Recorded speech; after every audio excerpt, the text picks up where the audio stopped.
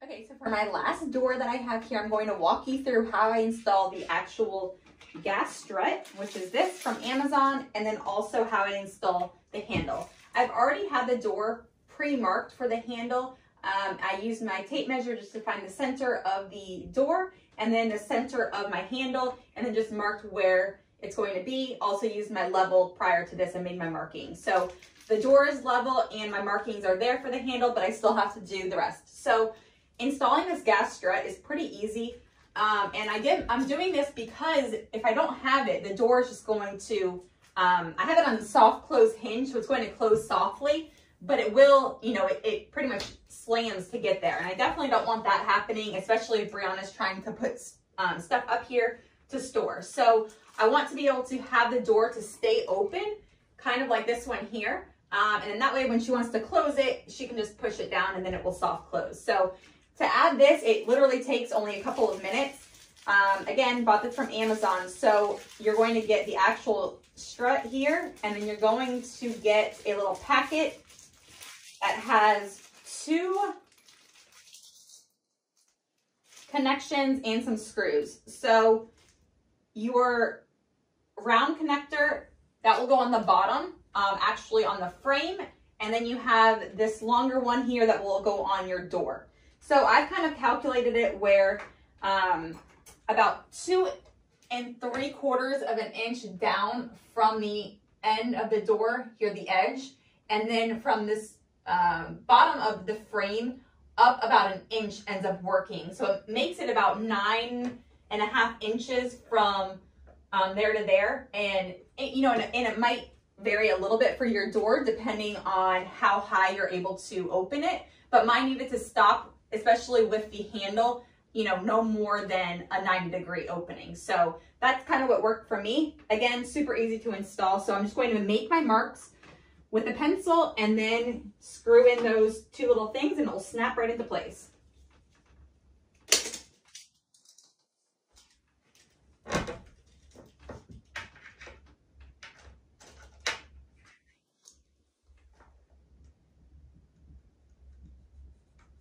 All right, so I made my mark at 2 3/4. I'm making my mark, I'm kind of trying to do this upside down here, but I'm making my mark at 1 inch there. And the only thing that you want to make sure is if you have, I guess, a framed door, that your hinge that you're putting here or your bracket that you're putting on the door is not going to be in the way of the face frame. So you want to make sure to move it in a little bit so that way the door will close properly, or else that would be in the way of the face frame and the door would just pretty much stay open because of that bracket. So once that's marked there, my round one I am doing first, and I'm just installing that. Now, the way that my frame is, I'm only able to get 2 screws into the frame, where you can see here that it actually calls for 3 screws, but I'm having it kind of on the edge, so only 2 screws are able to be on there. It seems like it's fine. I know they do have like an offset one that they do sell, so you'd be able to get 3 screws into there, but I think it should be fine with just the 2 screws. And the screws that are provided are a little on the small side, but so I would probably recommend upgrading those a little bit, something a little bit more beefier, but as of right now, that's just what I'm using. And you're wanting the center point to be at your mark of that 1 inch. And you can see what a pain this is it's not wanting to stay open. So that's one of the reasons I am adding this.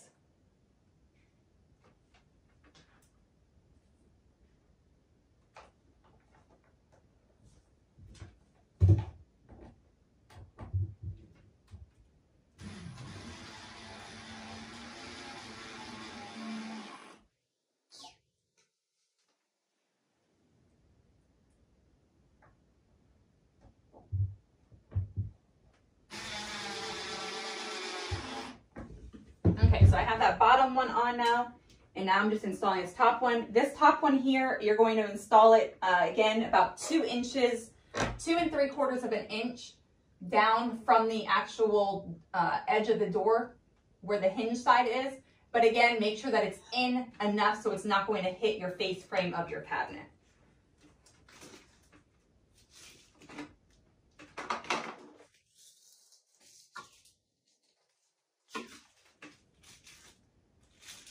And for this, it's just using 2 screws. And just make sure that your cabinet that the screws aren't going to poke through the front of your cabinet. So just make sure that the actual length of your screw isn't, you know, more than the actual thickness of your cabinet. That would not be good.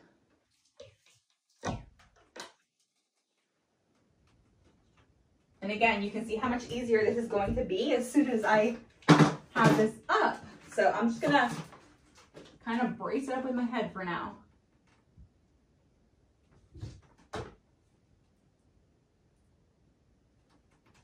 Without the sunglasses.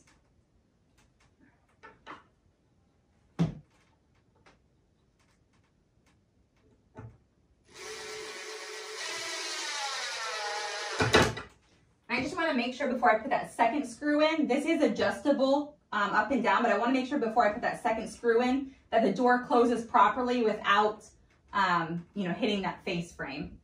All right, so I'm good there.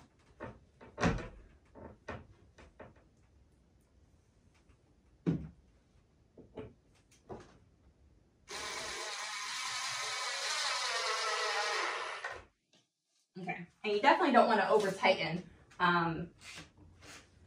those screws or else they'll just strip. So I have the bracket on the top and then I have the bracket on the bottom, and to install the actual strut is super easy. So let me take you a little bit closer. All right, so here's what's on the actual frame, and you can see that I wasn't able to get all 3 screws in there.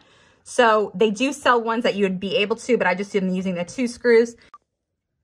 Okay, so I've just popped this onto the bracket that's here, and then your bracket that's on your door is, like I said, about 2 3/4 of an inch from the back side of this on the hinge.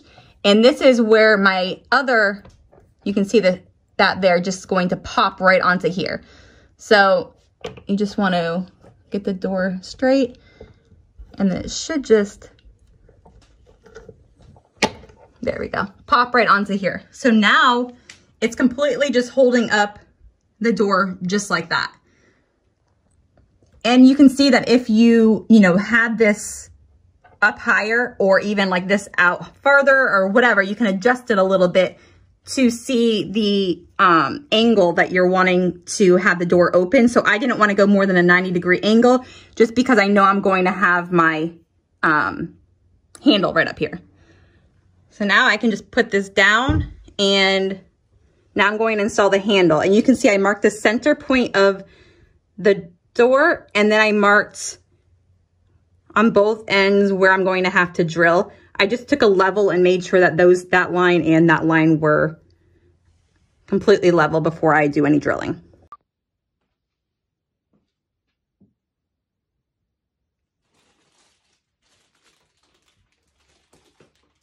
Okay, so now it's time to attach the handle, and this is the one I'm using here. I got these from Amazon, and I had to wait. So the back of these were actually damaged, and you weren't able to attach the screw into them. So I'm hoping that these ones actually work, and it looks like we might be good with that. So it comes with a package of 4 different screws, and depending on the thickness of your door, your drawer, wherever you're installing this to is what you're going to use. I luckily can just use the smaller ones that it already comes with, but it does have these longer screws like this here. And the easiest way to cut these I've found is actually taking wire cutters. You can actually use this portion right here to make your cuts. So I can actually just kind of put my screw in to whatever location I'm needing it, so whatever length I'm needing it, and you can literally just cut it with these, which makes it super easy. So these come in super handy, obviously for electrical, but also for cutting the screws like that. So this here, it's nice that they supply this as well. So if your thickness of your door needs a little bit, longer or whatever it is, they have these as well.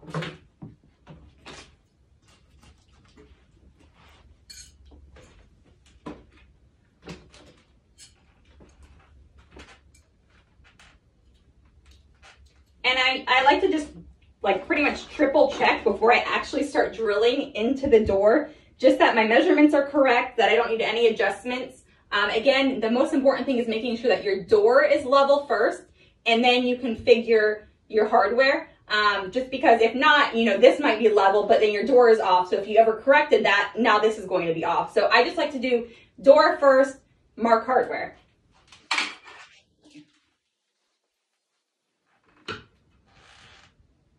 There. Yeah, so like here, I actually need to adjust it a little bit. I have the hole where I would cut a little bit too close together compared to the handle. So somewhere in my measurement, when I carried it over with my last template, it wasn't exact. So I'm glad I double checked before I started drilling.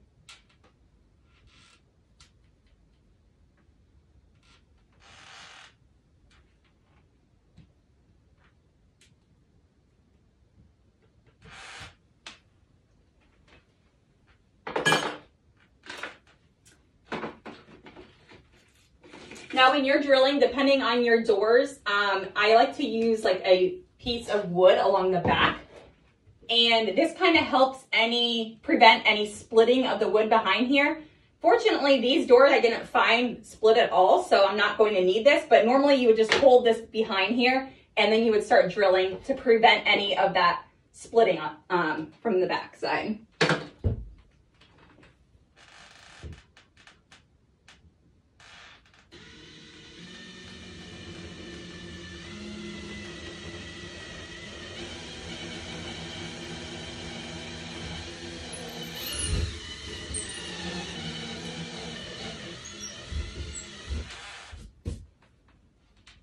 And then I like to check one more time, just because sometimes, you know, when you go in, it might move a little bit. So I just want to double check one last time and make sure that we're still right on. Okay, we're good.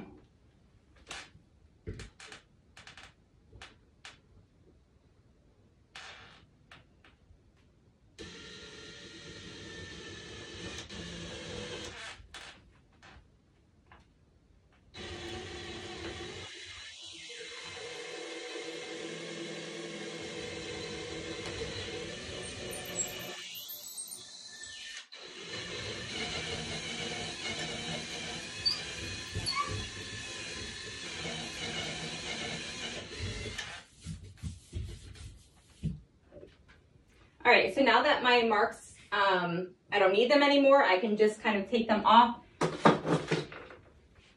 I find that using a magic eraser works really good too. I don't have one right this second, but I usually like using that to remove any of the pencil marks on my doors. This here a little, there we go. All right, so now we're good with that. I am going to touch up paint this side over here. I matched Benjamin Moore paint to the actual IKEA doors just because I had to cut this to size, and so now that edge is like a rough edge. I sanded it down, and you can use like edge banding to put on the end of it, which would totally give it a finished look, but being as though it's completely against the wall, no one's ever going to tell, so I'm not going to take the time to do that. So yeah, but that is definitely an option, which would give it like a finish, you know, just like the actual finished look that would normally come with the door. So that edge banding, super easy to use, and you can get that, you know, at Lowe's or Home Depot. All right, so now my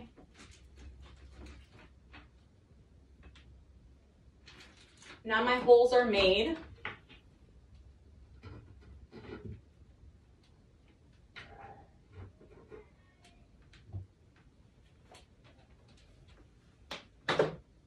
And I better get these sunglasses or I will be looking at them.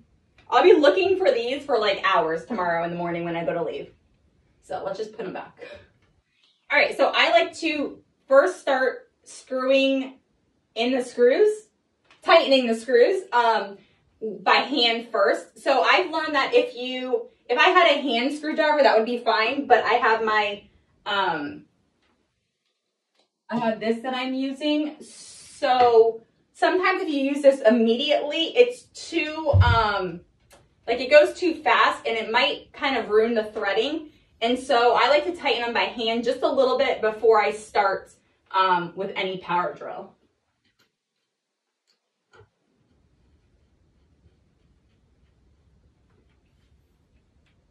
This also kind of lets me just see that it actually matches up, and you know, I can make any corrections if needed.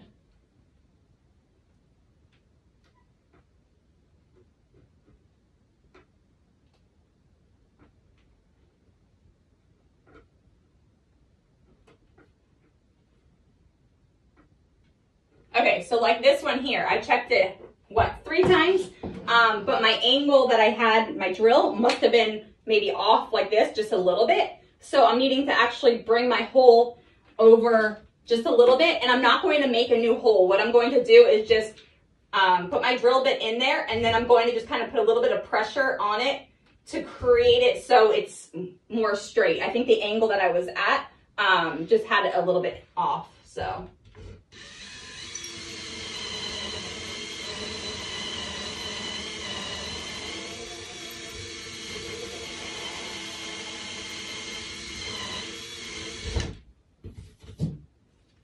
Be careful when you're doing that, though, that you don't create a hole that's, you know, too big where you're able to see it behind here. But luckily there's a little bit of play because of this square drawer. I mean, the square handle. All right, so let's make sure.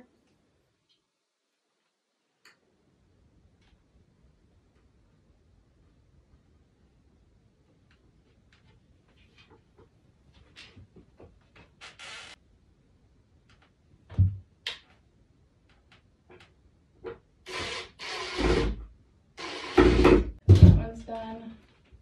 Now what I like to do before I tighten both of them up, just in case it needs a little bit of room to wiggle, I like to put the level on it, and luckily that's like perfectly level. If anything, this side here can be pushed up just a tad bit.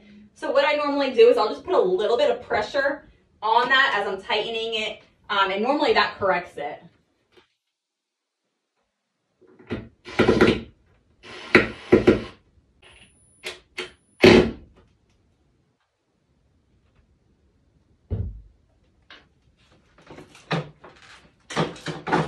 All right, so one last level check.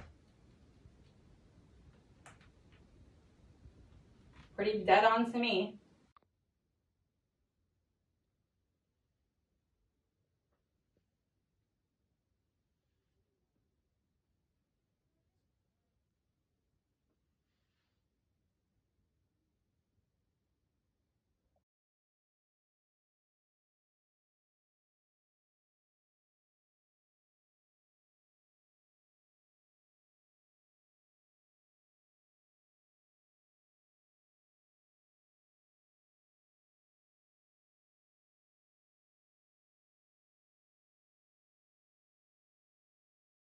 So here's what it looks like now that all of the handles are installed and the gas struts to the upper cabinets. And for more daily DIY tips, make sure to follow me on Instagram at East Coast Florida DIY, TikTok at East Coast DIY, and YouTube at East Coast DIY.